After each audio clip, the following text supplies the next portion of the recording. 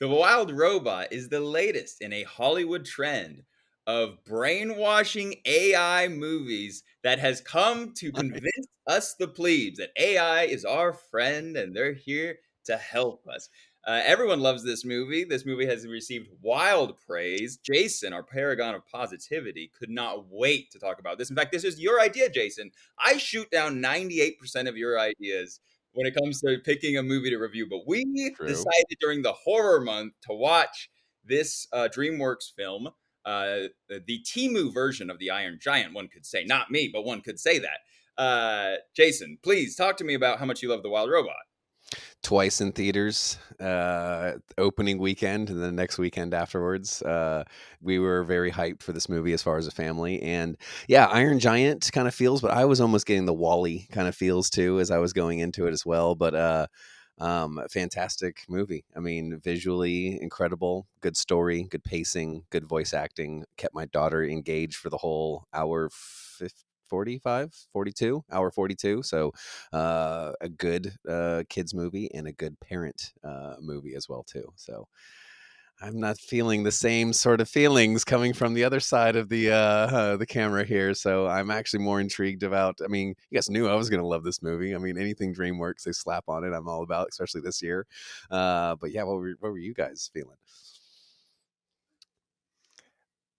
I mean, yeah, it's the oh, isn't it nice when everybody just gets along version of the Iron Giant? The Iron Giant is giant death robot from the sky, comes down to nuke your small little town, and then gets befriended by a little boy. In this case, it's the yeah, the more realistic take on what an AI robot will be in the future. I guess. Uh, being a mother hen to a mother goose, being mother goose. Uh, and yeah, it's a predictable, it's a cute little kids movie. Yeah, it's a interesting little take on what the future will look like. I guess, but Puss in Boots 5 or 4 or whatever that movie is up here. This movie, yeah, somewhere down in the middle. It's no Zootopia. Upon watching, it's a very simple, cute. It's a cute movie, great animation, which at this point you kind of expect. I definitely prefer DreamWorks animation at this stage versus anything Pixar does. Pixar should just nuke its entire style at this point because it's just gotten too ridiculous with how crystal clear everyone's eyes, giant eyes, and human anime. Everything from Pixar just feels very generic at this point. I really like the animation of DreamWorks movies. Zootopia, this movie, Puss in Boots. It looks great. Lupita Nyong'o is the voice of uh, of the titular robot, um, who is this jovial. I'm here to help all the little creatures of the forest, and Roz. Roz. Mhm. I did like the one moment of this movie that I liked the most, that I laughed at, was the opening where there's a tsunami coming and Roz is having to figure out how to survive this tsunami, and so she sees a crab walking up the wall, so she starts crab walking up the wall, and then she goes after the tsunami passes, she grabs the little crab and she's like, "Oh, hello there," and then a bird just comes and snatches it right out of her hand. That was funny. I laughed out loud at that, and from there it Oh, was that a was cute good. movie, but it's not necessarily. It doesn't have the big emotional moments of the Iron Giant. And I'm just going to compare it to the Iron Giant because I just feel like the Iron Giant's a superior film. But it also helps when you see an animated movie at a young age. It sticks with you much more as a curmudgeon-y, old, grotesque adult that I am today. You nailed it with the styles that are so different, and I'm glad they are. Like DreamWorks, I feel like is going another way from Pixar and Disney. And Pixar Disney is so much character, like the eyes. You said it's all about these figures in the world, and I feel like this one was so much more about the world. Like there's a couple scenes where I think it's when the goose flies for the first time, running through the trees, and bursts out, and there's just these oranges and yellows of the trees, and all the birds flying over top of it and stuff. I mean, it was like jaw dropping, like a couple of these scenes where it was the animation on it. So this is one of those movies where it is a very just sit, relax, enjoy kind of what's going on the screens, the characters. You don't have to be so invested with the what's going on as a major story is really not the part of this that you're sitting in that chair for. It's to just be immersed in this world, and more adult. I felt like too, like this dealing with the death. I thought was a very interesting part of this movie, and something that I thought I was going to have to explain to my daughter afterwards, but I felt like it did it very well, and I'm so glad it kind of handled it how it did. I mean, you guys know what I'm kind of talking about with the parents getting essentially murdered. I mean, yeah, he rolls down a cliff. He smashes his parents in the nest that this gosling is from. But come to figure out though that this is a runt or a bird that wouldn't have survived on its own, and so it would have probably been kicked out of the nest and never would have survived if this situation wouldn't have happened. So I really enjoy that kind of whole twist on it, where that was kind of the only kind of emotional like tie to this movie is him kind of lying to him about what happened to his parents and stuff, but how that all escalated and then came to a close, I really thought was well done. Mav, you haven't seen Big Hero 6? That is correct. Oh, you haven't? Oh. So yeah, this movie is basically Iron Giant meets Big Hero 6, because Big Hero 6 is it's like set in like mostly modernish, futuristic. It's like mostly modernish day. With a No, bunch it's of like kids futuristic, like Japan, San Francisco. Wasn't that like the cool thing about it? It was like yeah, San Fran, Tokyo, or something was the yeah, name of the yeah. So, but it's like the idea is it's basically like centered around this kid who's like like an inventor, and and then he ends up getting, I think it's his dad or somebody, like creates this helper robot. Big And so Brother. the vibe of this movie is very similar to the helper robot that's not there to do any harm, but is very useful, and they go on their little adventure. The animation style really, it does stand out with DreamWorks at this point. It does feel like there, when you, in the short moments where you see humans in this movie, they look pretty regular, almost similar to what Pixar would do. But like, that's the emphasis of most Pixar movies, is just photo off realistic humans, whereas this is all very artistic, almost watercolor pencil style. And it's very visually appealing, and it makes it easy to watch because it's not boring. It's very creative. They didn't go over the top on Yeah. famous voice actors. I appreciate that. Like most Pixar and other like one-off projects are going to have all these like big names, just like a laundry list of names of like A-list actors or B-list actors. And so in this movie, there's a few like you have, but that's nothing crazy. It's Lupita, it's fucking, of course, Pedro Pascal, because he works in everything now. And but other than that, Ving Rhames has a small role, which is cool. Mark Hamill too.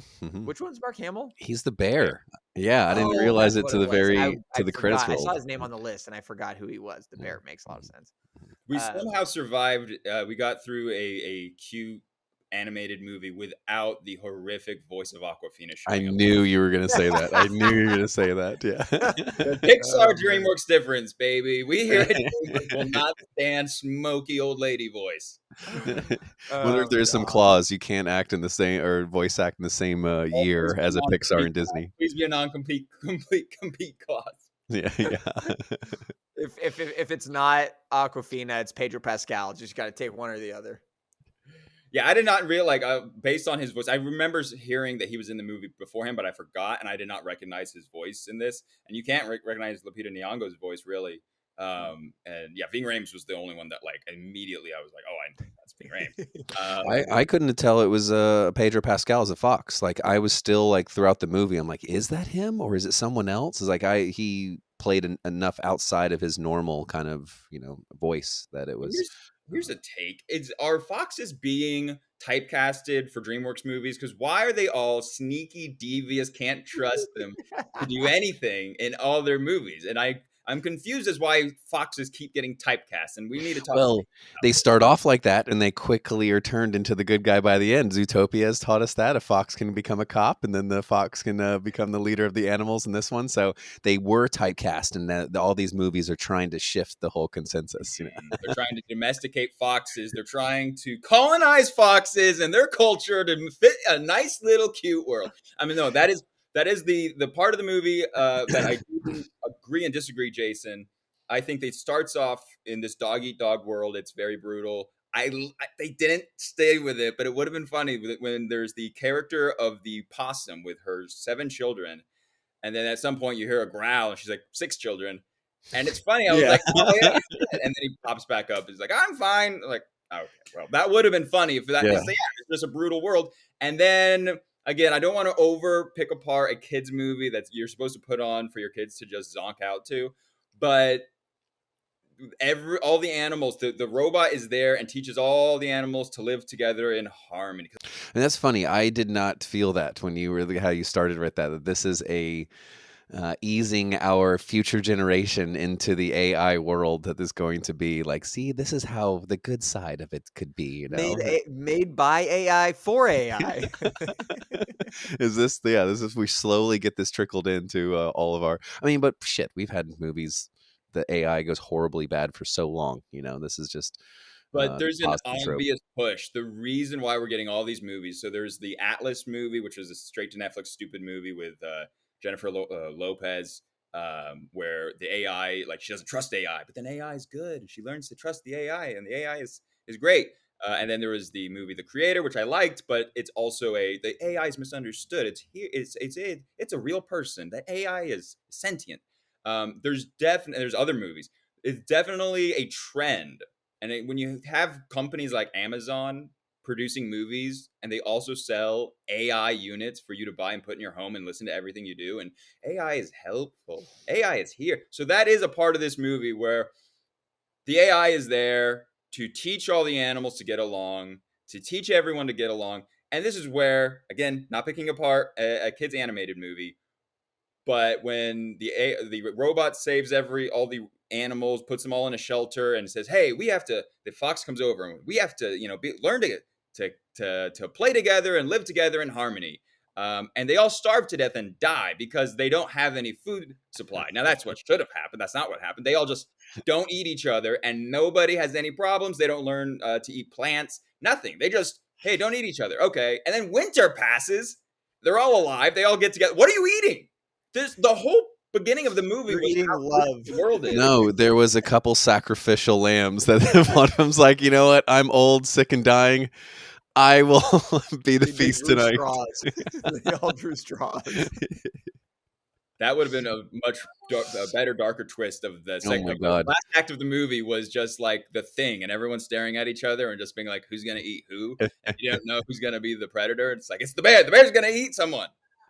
You remind me of that Family Guy skit where Peter's watching Sesame Street and the Count is on there, and he turns to like Brian. He says, "So has the Count ever, sucked in the blood of any kids before?" And Brian's like, "You're asking if the Count has bitten any kids in Sesame Street? No, of course it's not going to happen. So come on, dude. They're not going to get that real with it. I think the realest that they did was parents' death, and I think that was enough of a serious subject to dance I around." just want to know what are the animals eating after they all play sing "Kumbaya" around the campfire. What are those? It's just it is one of those things that as a curmudgeony adult, and I can watch an animated movie like that and just be like, okay, it's fine. But if I actually think about it for 2 seconds, my brain starts to hurt.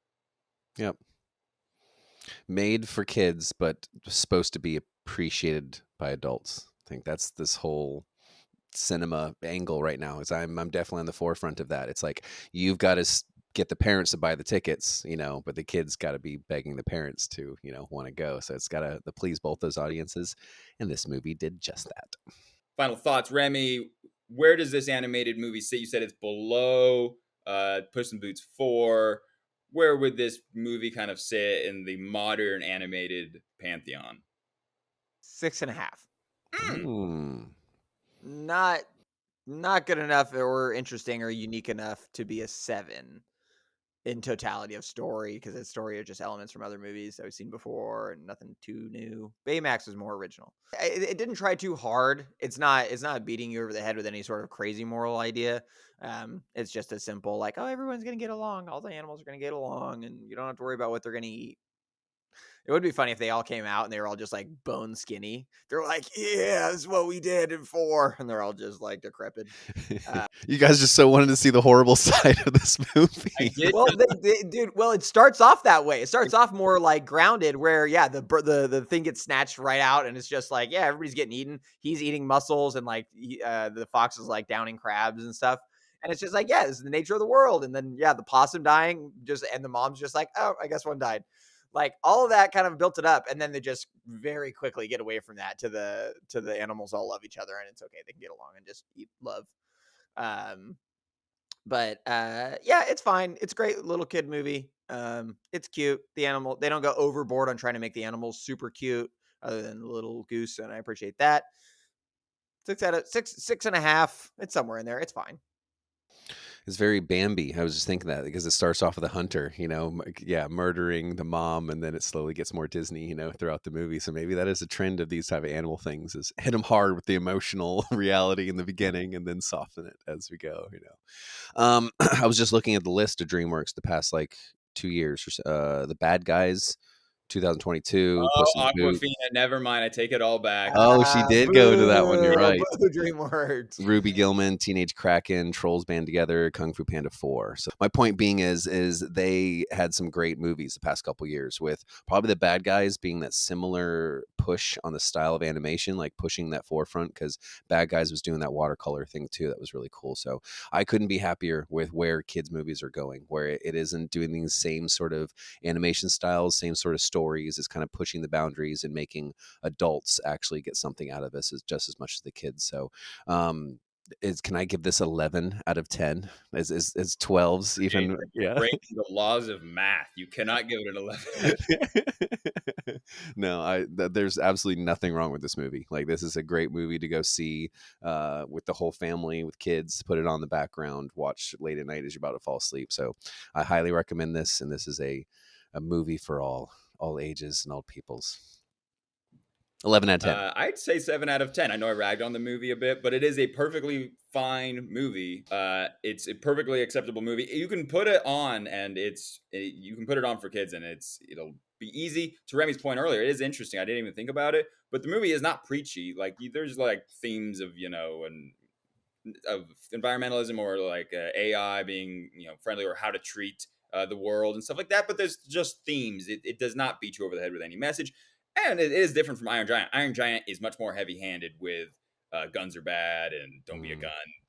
Which is fine for the movie, but this movie doesn't do that when it easily could have. And so easy watch, parents and kids alike. It is not going to be as family-friendly as the movie The Substance, which we will review next for Halloween. And that's last week.